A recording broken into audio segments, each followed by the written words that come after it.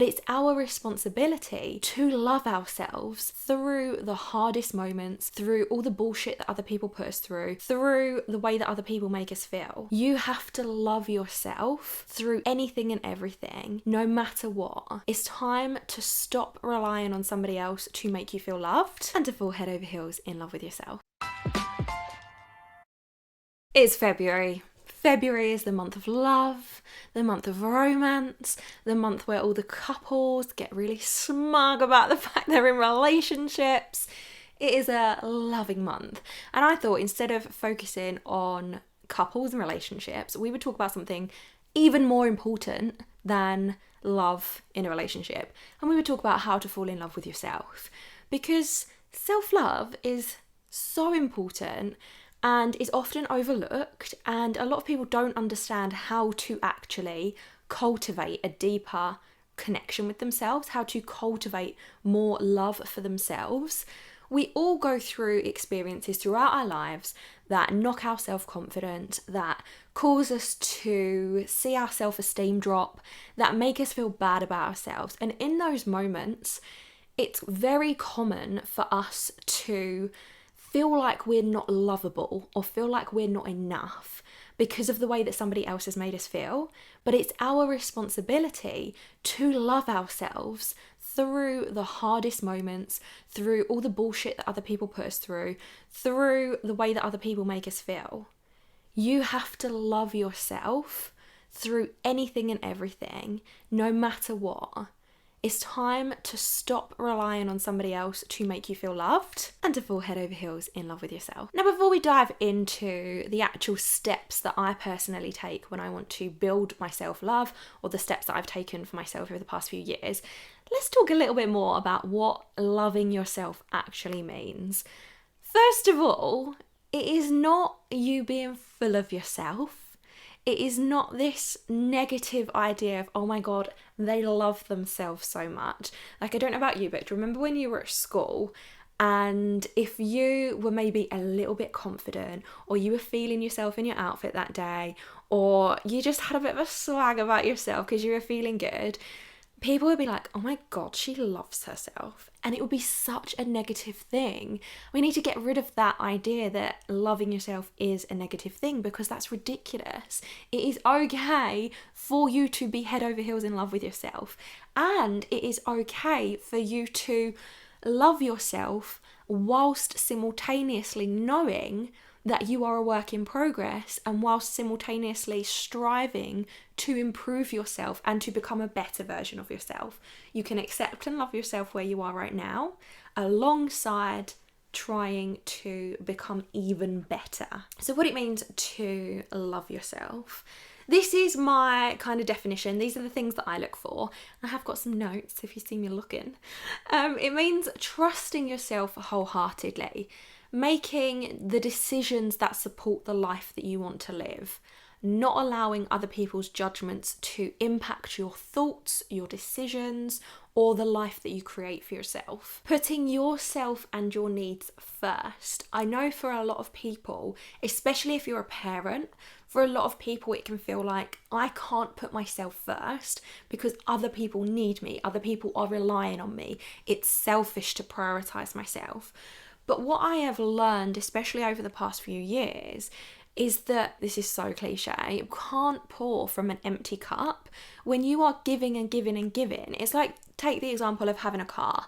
If you continue to drive and drive and drive and you're not topping up the petrol in that car, it's going to be running on fumes and it's going to be running on empty, and then it's not going to serve anyone. And that's exactly the same with you. If you don't put yourself first and prioritize your own needs, then how are you able to give to other people? Whereas when you make sure that your cup is regularly filled up and you are regularly taking care of yourself and loving on yourself, you can give to the people around you so much more. You can show up so much better for other people. It also means listening to what you need and doing that. So honouring your own needs, being able to hear them and then going and honouring them without any guilt or shame or feeling like you're selfish because your body wants a coffee from Costa. When you love yourself, you are also more likely to be able to ignore the noise outside of yourself and focus on what works for you. So you drown out other people's opinions, don't listen to what they have to say, and stay on your own path and do the things that are relevant to the journey that you want to take, or relevant to the place where you want to be. It means not comparing yourself, not comparing your partner, not comparing your business to other people or other people's expectations. It means ignoring society's views on what the perfect partner is like, or what the perfect career path is like, or what the perfect job is like, or what success looks like. You ignore all of that because you are so in love with yourself and the life you're creating for yourself. You don't give a shit what society thinks. It's really feeling happy in your own skin. Being able to look at yourself in the mirror and smile. This is something that I've had to train myself to do for years, because there was a point in time where my self-esteem was on the floor, particularly after breakups. I went through a big breakup a few years ago, and my self-esteem was so low. I didn't love myself at all, and looking in the mirror and smiling at myself, appreciating myself, being able to say I love you to myself was such a hard thing to do. But now, after many years and months of practice and cultivating this daily habit of saying I love you to my reflection, it has now become so much easier, and it's just who I am. I've just embodied that love for myself, as opposed to thinking consciously, oh, I need to make sure I tell myself I love myself today. It's filling your mind with positive comments and self-congratulation. So not needing validation from somebody else to make you feel good about yourself. It's being able to validate yourself, being able to celebrate yourself. And it's also knowing that you can achieve anything you put your mind to, which is one of my favorite mantras. This mantra literally helped me change my entire life. That is not an exaggeration. I'm not going to get into my life story right now, but the mantra, I can achieve anything I put my mind to, changed my life. So feel free to adopt that. So that's what self-love really means from my own perspective, and from the perspective of conversations that I've had with friends and clients over the years. Self-love is important in our lives because it can help us to take more chances. When we are brave and we take bolder action and we take a chance on ourselves and our dreams, we can achieve more. We open ourselves up to the possibility of achieving more, of getting the things that we want, of manifesting the life that we dream of. And self-love helps with this because we know that no matter the outcome, whether we take a brave, bold risk and it pays off, or whether we take that brave, bold risk and on this occasion it fails miserably or everything comes crashing down around you, it doesn't matter, because you know for a fact that you are enough. You love yourself, you accept yourself, you know that you are enough. So if something doesn't work out, for example, if you apply for a promotion and you don't get the job, instead of taking that to mean that there is something wrong with you and that you are not enough, you are more able to accept the decision of the employers or whoever was making that decision, and detach from making that decision mean anything about yourself. Does that make sense? You can still love yourself through those disappointments that we all inevitably face in life. Self-love also stops us from allowing other people to walk all over us and allowing other people to overstep our boundaries or treat us badly. When you can fully step into that self-love, you know that you don't deserve poor treatment. You know that you don't deserve to be treated badly. You know that you don't deserve gaslighting or criticism or teasing that makes you feel bad about yourself.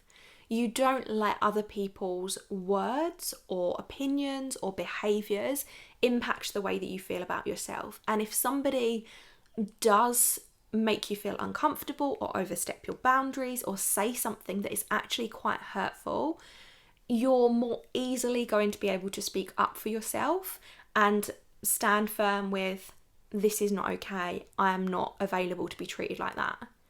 And that is such a valuable thing for us to learn to be able to do.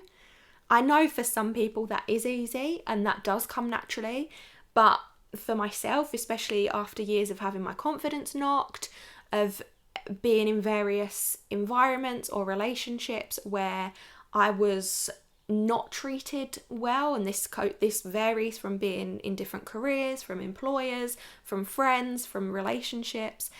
It was not always easy for me to stand up for myself and to say to people, I'm not available to be spoken to like that. It's helped me to make smarter decisions around my body and doing things that are healthy. So I make sure I drink more water, I take vitamins, I exercise semi-regularly. It has helped me to stop seeking external validation, and whether that's in my business or with my body or within my relationships. Like, yes, I still ask my friends for their opinions because I value them, but I no longer need to go to somebody else to say, do I look good? Or is this the right decision for me to make in my business? Is this the right way to sell my course? Do I need to price myself this much? I don't need to go and seek that external validation because I can validate myself and my own decisions on my own now without somebody else. It has also helped me to handle the hardest moments in life with self-compassion, and this is a huge one for me. It stopped me from hitting the self-destruct button when things go wrong. So in my early 20s, whenever anything went wrong, typically with men, I would hit that massive red self-destruct button. I would run away, I wouldn't process my emotions, I would party, I would drink a lot because I didn't know how to handle things. Whereas now I love myself enough to know that it is okay for me to spend some time processing, to take care of myself and to move through whatever I'm going through without needing to reach for an external substance. So how to fall in love with yourself. We are going to look at this in 3 layers. So these 3 layers come from the 90-90 mindset concept, which is a concept I created to help you feel confident every day. And you can learn more about that in the How to Be Confident Everyday video. But for the sake of this video, we are just going to look at the 3 layers, and those are think, act, and feel. So it's about your mindset, about the practical actions you can take, and about the things you can do to feel more love for yourself. So the think layer is all about changing negative thoughts to loving ones. So anytime you get a negative thought or a thought that is perhaps judging yourself or overly critical or just a negative thought about yourself, you're going to acknowledge that thought and then start to change it. So you're going to choose a better, more loving, more kind thought to yourself. If you wouldn't say it to your best friend, why are you saying it to yourself? You're also going to practice more self-compassion. So when something does go wrong, or you feel like something has failed, or you are struggling to overcome an obstacle, instead of beating yourself up and judging yourself for not being clever enough or not knowing the answer or making a mistake, you're going to be compassionate and you're going to say to yourself, it is okay that not everything is perfect. It is okay that things don't go right the first time. It is okay for me to make mistakes. I am still going to love myself no matter what happens in my life. You want to start to be more intentionally kind to yourself. So a lot of people talk about random acts of kindness for other people, doing little things for the people that they love or for strangers.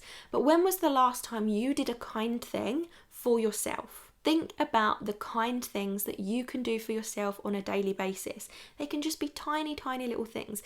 Even something like meal prepping your lunches on a Sunday. Okay, it might be a horrific idea for somebody because who wants to stand and batch cook on a Sunday? But making yourself a delicious, nutritious meal that you can just grab out of the fridge every lunchtime or every day before you go to work, that is a loving, kind thing you can do for yourself. And then the last thing in the think layer is tell yourself, I love you every day. Now you get bonus points if you can do this in the mirror, looking yourself in the eyes, because that is really going to start to impact and help you build a much deeper connection with yourself. So look yourself in the eyes, however uncomfortable it is, and say, I love you. And say it until you start to believe it. And if you get a little bit emotional, that's absolutely fine as well. It used to make me well up quite a bit when I started doing this exercise a few years ago. We had a bit of a failure with the cameras, so this part is being filmed the day after, so apologies for any continuity issues. It annoys me when I watch TV shows that aren't consistent. It's probably going to annoy me editing this, that this isn't consistent, but we live and learn. So the next layer that we're going to focus on is the act fact layer. So these are the practical actions that you can do to help build more self-love within you. One of these things, can we count it as a practical action? The jury's out. But it's to stop comparing yourself to other people. And one of the ways that you can do this is by unfollowing people or removing them from your social media. I've got a whole video on how to stop comparing yourself to others that I will link for you, so you can go and watch that for a few other tips on how to stop comparing yourself. But as I said, one of the great ways to do this is by unfollowing people. So if you notice that when you open up your social media apps, there are people that appear in front of you that make you feel bad about yourself, make you feel less than, make you judge yourself, you don't want to be following those people. And that might not be their intention. They might just be putting out content that they enjoy to share, but it could just be that there is something that is triggering you when you are viewing that content. So it's not that they're a bad person, it's not that they're putting out stuff that's harmful, it could just be the way that you're interpreting that. And until you have got yourself to a space where that content doesn't bother you, unfollow them. Likewise, remove people from your social media feeds who you know are following you. This is especially important for business owners like myself. When I started my business, and even now I do it, if I know that I've got somebody following me, maybe a friend, maybe someone from real life, maybe someone that just makes me feel uncomfortable or has made me doubt myself or makes me question myself, or gives me that feeling of, if I put this piece of content out there, they are going to judge me, I just remove them from my feeds. You don't have to tell them, but you don't need anyone that is going to make you feel bad about yourself in your space. It's okay for you to remove people, and that includes family members as well. If they don't get it, they don't get it. That's not your problem. Another way to build more self-love and to show your self-love on a daily basis is to really consider what you are consuming in terms of food and drink.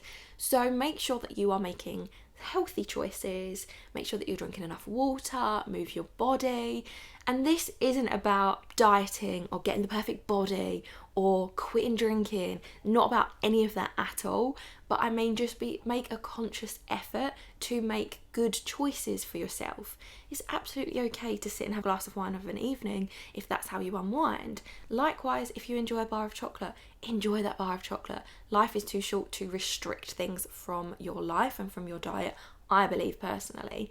But make those considered choices to ensure that you are nurturing your body as much as possible. Get in your water intake, spend some time drinking herbal teas or whatever it is you want to do, eat enough fruit and vegetables, and then that will help balance out what's considered the worst choices, so the glass of wine and the chocolate bar. One of my favourite ways to build more self-love is dating myself. I like to take myself out on dates, and I don't mean just like go for a quick coffee. I mean, I like to plan a date for myself, get myself dressed up for me, and take myself out. And I've been doing this for years now. I will go for dinner on my own, I'll go to the cinema, I'll take myself around museums, cafes, wherever it is. I like to date myself. And if the idea of taking yourself out on a date fills you with anxiety because you don't want to be on your own or you're worried about judgment from others, then I will link the video that I recorded on how to feel confident dating yourself, because that will give you some practical tips to help you feel more confident going out by yourself. But this is a great way to reinforce the idea that you are enough without a partner. It is a great way to show yourself that love. You don't need to rely on being in a relationship to be able to go out on nice dates. You don't need to rely on anybody else to take you out and make you feel good. You can take yourself out, you can make yourself feel good, you can show yourself that love. You don't need it from anyone else. Yes, it is wonderful when we have it, but it is not an essential. And something that my friend introduced me to a few years ago was the love languages quiz. So if you haven't tried the love languages quiz, I highly recommend it. It's typically people will typically do it when they're in a relationship to discover how their partner best receives love. So for example, there are 5 different types of love language. There is physical attraction, quality time, words of affirmations, gifts and acts of service. And the concept is that we all give and receive love via one of these 5 ways, or we feel loved by receiving it from one of these ways, I've probably explained that absolutely terribly.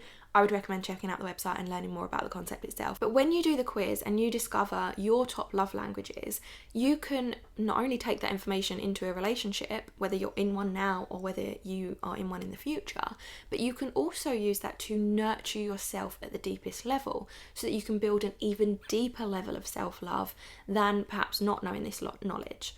So for example, my top 2 love languages are quality time and physical touch. So for me, that means spending time with myself, doing things that are meaningful to me, taking myself out on those dates, and doing things that involve my physical body. So perhaps going for massages, getting my hair done, having those intimate moments where I'm nurturing my body. Things like applying moisturiser when I get out of the bath, soaking in the bath for an hour. That combines quality time and physical touch for me. So when I'm doing those things regularly, I feel more connected to myself on a daily basis. Whereas things like gifts, for me, I think that's my 4th top love language. So mine's quality time, physical touch, words of affirmation, gifts, and then acts of service. So gifts for me, if I go and buy myself something, yeah, it's nice, I like it, but I don't have that same level of feeling loved as I do when I've taken myself out somewhere or when I've spent that time in the bath. So I really encourage you to do the love languages quiz, work out what your top love languages are, and then decide on activities that you can do on a regular basis that fulfill your needs from that aspect. Okay, on to the 3rd and final layer. This is the feel layer. So this is focusing on the energetics, so on the way that you feel as opposed to the practical actions or the things that you're telling yourself. So this is where you want to make sure you're practicing self-care regularly. And by regularly, I mean daily. It doesn't have to be 4 hours a day. It doesn't have to be a daily soak in the bath. It doesn't have to be a long amount of time. 5 minutes, sipping a cup of tea, staring out of the window can be enough to help you bring that connection back to yourself and help deepen the relationship with yourself, building that self-love. But you want to make sure that you are doing your self-care practices as often as you possibly can.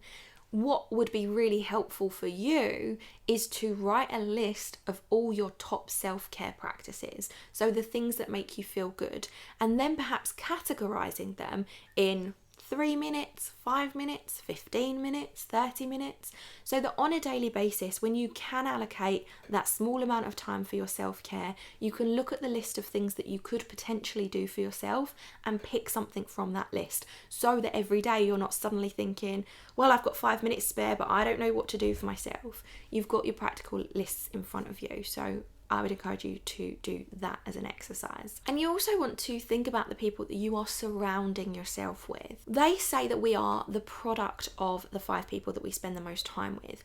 So if you notice that you are spending time with people who are constantly putting themselves down, who are constantly criticizing other people, who are constantly judging themselves, judging other people, who are gossiping, there is a good chance that you are going to end up falling into those same patterns. Likewise, it is very common, especially as women, if we are in a group of people and somebody, let me use an example because I just went to see the new Mean Girls movie and I forgot how much I love the original, but you know in the scene where they are in Regina George's bedroom and they are all standing in front of the mirror and you've got Regina going, I hate my calves, or I hate my shoulders, or someone hates their calves, someone hates their shoulders, someone's paws are too big. They're discussing all the things they dislike about each other. And then they all look at Katie and they're like waiting for her to criticize something about herself. That is so common in groups of women. We all are guilty of doing that at some stage. So what you want to do instead is remove yourself from those groups of people, or if you can't, perhaps think about limiting the amount of time you spend with those people. And then when conversations like that come up, instead of joining in with the, oh, I feel so fat today, or oh, I look disgusting today, open up a conversation around things that you love about yourself. I look really good today. I really like the way that my hair's turned out today. Oh, I've just bought a new mascara and it makes me feel really amazing. I watched a TikTok video this morning of Stacey Solomon putting on some eyelashes. Don't ask me how I came across it. It appeared in my For You page and I watched it, and one of the sentences she said in that video was, I like the way I look. I look pretty without any makeup on. And she was like, I know that that's not the done thing. I know we don't do that. But she said, I like the way I look. I think I'm pretty. And more of us need to be doing those things. They are the things that we need to be saying about ourselves on a daily basis. Doesn't make you big-headed, doesn't make you vain. It doesn't make you a bad person for appreciating the way that you look. In fact, you want to be doing more of that. And then the final thing for the feel layer is using your favourite products. So instead of waiting for a date night, instead of waiting until a special occasion, instead of waiting for it to be your birthday or whatever, use your favourite products, use your favourite face creams, use your favourite bath oil, light candles for no reason other than you want to create a nice environment for yourself. Don't wait until you perhaps feel worthy enough. Don't wait until you feel like you deserve to use your expensive face cream. Don't wait at all. Use the things that you love now. Remind yourself that every single day, no matter how you're feeling when you wake up, you are worthy and deserving of treating your body, of treating your skin, of treating yourself to the things that make you feel good. You don't need to earn the right to take care of yourself in the best way possible. So I really hope that this video has helped you to perhaps understand more about what self-love actually means, why it's important, and now you've got some practical tips that you can take away to help you build more self-love within yourself. Intertwined with self-love is self-confidence. So if you want to build your confidence as well, then you can check out the confidence course below. If you have any questions for me based on this video, or if there is any type of video that you would like me to film for you, then please leave it in the comments below. I would love to hear your feedback. And in the next video, I'll be talking about how to survive Valentine's Day when you're single if you don't want to be single. So stay tuned, subscribe, like this video, and I will see you in the next one.